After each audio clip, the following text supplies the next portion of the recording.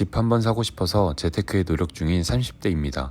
집값 상승에 패닉이어서 그런지 작가님의 이번 신간 정말 잘 읽었습니다. 책에서 나온 환율 스위칭 전략 관련해서 질문드려요. 달러 자산 중 불황에 강한 미국 국채 ETF를 추천해 주셨는데 달러를 통한 올해도 포트폴리오에 대해서는 어떻게 생각하시는지요? 저 역시 달러가 급등하고 우리나라 자산이 떨어졌을 때가 기회라고 생각해 여유 자산 대부분을 달러로 환전하여 비교적 안전하게 자산을 불릴 수 있게 올해도 포트폴리오를 미국 상장 ETF로 투자하고 있었는데 미국 국채로 바꿔야 할까요? 그리고 또 환율 얼마가 원화로 환전할 기회라고 생각하시나요?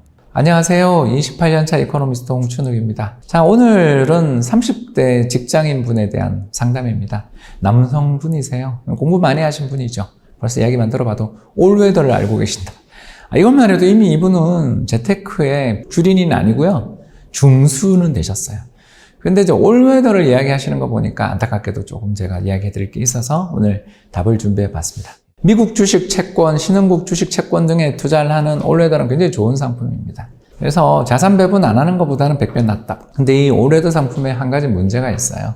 올웨더도 깨먹는다라는 것은 잊지 마셔야 된다. 이거는 뭐 어쩔 수가 없습니다. 주식이나 채권에 분산 투자를 하더라도 주식에 분산 투자해서 특히 올웨더는 주식 비중이 좀 높은 펀드예요. 그렇기 때문에 손실이 발생할 수 있습니다. 그러면 올웨더의 좋은 점은 아까 말한 것처럼 분산 투자를 하기 때문에 시장에 극단적 공포가 오더라도 손실이 제약됩니다. 그러나 올웨더보다 더 좋은 전략이 저는 좀 있다고 봅니다.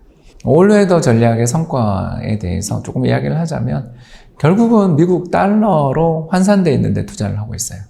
그게 올웨더 전략의 핵심입니다. 그런데 분산 투자를 할 거라면 우리나라 자산과 해외 자산에 분산 투자하는 게 저는 훨씬 더 나은 성과를 기록할 수 있다는 겁니다. 이 그림은 미국 주식과 채권에 분산 투자한 결과인데 주식과 채권에 분산 투자를 했는데도 불구하고 손실나는 기간이 종종 있죠. 굉장히 자주 발생하고 특히 2013, 14에는 거의 연속해서 손실도 발생하는 그런 시기들도 존재합니다. 저때 왜 저럴까요? 여러분 왜 그럴까요? 달러에 전액 투자를 했기 때문에 어떻게 되죠?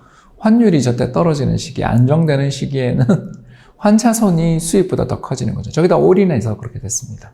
저축하는 경우 외화예금 가입하라 라고 제가 이야기하는 이유는 외화예금 가입하면 달러로 그냥 계속 저축하고 있기 때문에 저축 중일 때는 외화예금 안 쳐다보게 되는 효과가 있어서 저는 돈을 모으고 계시는 분들, 30, 40대 저축 중인 분들에게는 달러 예금 스위칭 전략을 추천합니다만 지금 이야기하시는 분처럼 이미 목돈을 모아둔 상태에서 올웨더를 하시는 분들한테는 요 위험도 있다는 걸 말씀드리고 싶었어요. 자, 그렇다면 어떤 대안이 있느냐? 간단합니다. 국민연금처럼 투자하자. 이거 그냥 가정입니다. 가정. 여러분, 이 목표예요. 자, 나한테 4억이 있어요. 4억이면 이미 우리나라 전체 가계 수준으로 해서 운용할 수 있는 돈 4억이 있다 그러면 상위 20%입니다. 이건 인정하고요. 자, 시작하겠습니다. 4억 정도의 자산을 가지고 계시는 분이 자산 배분을 합니다. 이건 돈이 좀 모여야 하는 이야기라는 거 잊지 마세요. 이걸 모으는 걸 저는 달러 스위칭을 하자고 그랬던 거죠. 자, 1. 국내 주식 1억, 국내 채권 1억, 미국 채권 1억, 미국 주식 1억. 4분법이네요. 국민연금이 사실상 이렇게 투자를 하고 있습니다.